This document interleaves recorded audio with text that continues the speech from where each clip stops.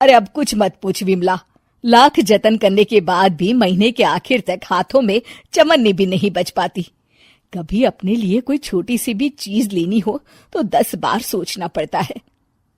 तू सही कहती है, आमदनी तो बढ़ती नहीं, लेकिन दूसरी तरफ महंगाई दिन ब दिन बढ़ती ही जा रही है।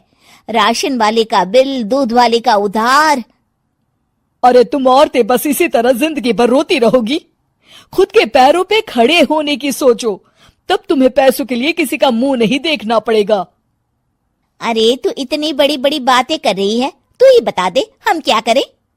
हम औरतें चाहे तो कोई छोटा मोटा व्यापार कर सकती हैं, जैसे कि साड़ी बेचने का। सुधा की बातें सुन सब औरतें हंस पड़ती हैं। ना भाई ना, मेरे पति को ये सब पसंद नहीं है, वो तो मुझे मार डालेंगे। दूसरी औरतें भी विमला की बात से सहमति जताती है और साड़ी का व्यापार करने से मना कर देती हैं। अगले दिन सुधा अपनी सास से ये बात कहती है। बस अब यही काम रह गया था, सारा दिन यही सब सोचती रहती हो। अरे बढ़िया आई साड़ी बेचने वाली। तभी वहां सुधा का पति विवेक आता है। अपनी माँ की बात काटते हुए कहता है, अरे माँ, सुधा ठीक ही तो कह रही है। अगर ये साड़ियों का व्यापार करना चाहती है तो इसमें क्या गलत है? मुझे तो सुधा की बात पसंद आई। अरे मजाक है क्या व्यापार करना? अच्छे अच्छों की खटिया खड़ी हो जाती है। मैंने दुनिया देखी है। बेटा तुम लोग ज्यादा हवा में मत उड़ो, और फिर साड़ियाँ खरीदने के लिए पैसे कहाँ से लाएगा? तुम उसकी चिंता मत करो माँ, मैं देख लूंगा। अगले दिन विवेक अपने एक दोस्त से कुछ पैसे उधार लेकर साड़ी के कारखाने से बहुत सारी साड़ियाँ खरीद लाता है। ये लो सुधा, तुम्हारा ऑनलाइन अकाउंट बन गया है। अब लोग घर बैठे तुमसे साड़ियाँ खरीद सकते हैं। ये तो बहुत अच्छी बात है। हाँ, और इतना ही नहीं, मैंने इसमें सभी नई डिजाइन की साड़ियों की फोटो भी अपलोड कर दी है। अब बस तुम देखती जाओ। कुछ दिनों के बाद, नमस्ते, मुझे सुधा जी से मिलना है। ओहो, तू कौन है और मेरी बहू से तुझे क्या काम है? माँ जी, मैं सुधा जी से साड़ियाँ खरीदने आया हूँ।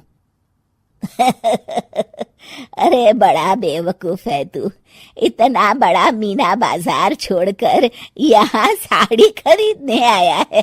तेरा ऊपर का कोई पेच ढीला है क्या? अरे माँ जी, आप नहीं जानती, आजकल ऑनलाइन का जमाना है, समय और पैसे दोनों की बचत होती है। तभी वहां सुधा आ जाती है। सुधा बिरजू को साड़ियाँ दिखाती है। क्या बात है सुधा बहन जी, आपके पास तो बहुत ही सुंदर सुंदर साड़ियाँ हैं। एक काम करिए, ये वाली दे दीजिए और ये वाली भी। छोड़िए, एक काम करिए, ये सभी ही दे दीजिए। सुधा की सास हैरान रह जाती है। अरे इतनी साड़ी का तू करेगा क्या? अरे माँ जी, मेरी बीवी पहनेगी। अरे कितनी बीवियां है तेरी? माँ जी आप भी ना, बीवी तो एक ही है। पहले तो मैं 2-4 साड़ियाँ लेने आया था, लेकिन अब पूरी 20 साड़ियाँ ले जा रहा हूँ। ये लीजिए सुधा बहन जी, आपके पैसे, चलता हूँ। धीरे धीरे सुधा के द्वारा घर में खोली गई छोटी सी दुकान चल पड़ती है और देखते ही देखते सुधा के घर ग्राहकों की लाइन लग जाती है। पैसों की आमदनी देख सुधा की सास की आंखें फटी की फटी रह जाती है। जा बहू, अब तू थोड़ा आराम कर ले, इन लोगों को मैं साड़ियाँ दिखा देती हूँ। माँ जी आप? अरे हाँ हाँ, अब जा भी। इस तरह सुधा की सास भी उसके कारोबार में हाथ बटाने लगती है। देखो सुधा, तुम्हारा व्यापार तो चल पड़ा। पिछले कुछ महीनों में इतनी कमाई हुई है कि तुम्हें यकीन नहीं होगा। सच?